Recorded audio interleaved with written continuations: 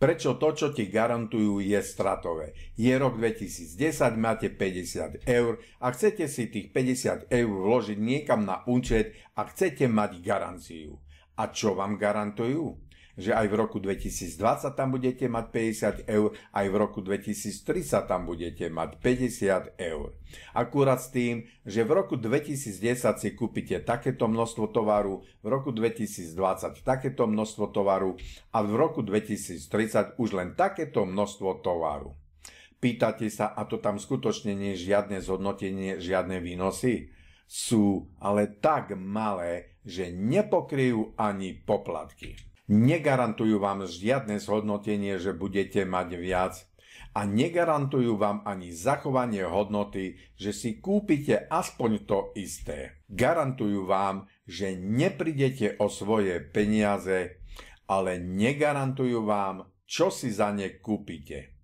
Vy im dávate súčasnú hodnotu a oni vám budúcu inflačnú stratu. To, čo je garantované, je automaticky vždy stratové. A čo vám skutočne garantujú? Že po 10 rokoch prídete pri 4% inflácii o 34% zo svojej hodnoty. Samozrejme, že vy stále tam budete mať svojich 100 eur, ktorých si tam vložíte, ale hodnotu to už bude mať len 66 eur a prišli ste o 34%.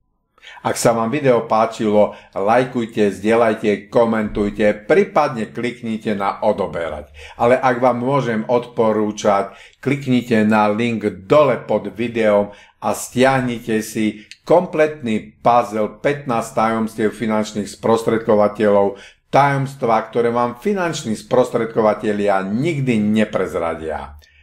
Prečo prichádzate o veľa peňazí aj tam, kde by ste to najmenej čakali.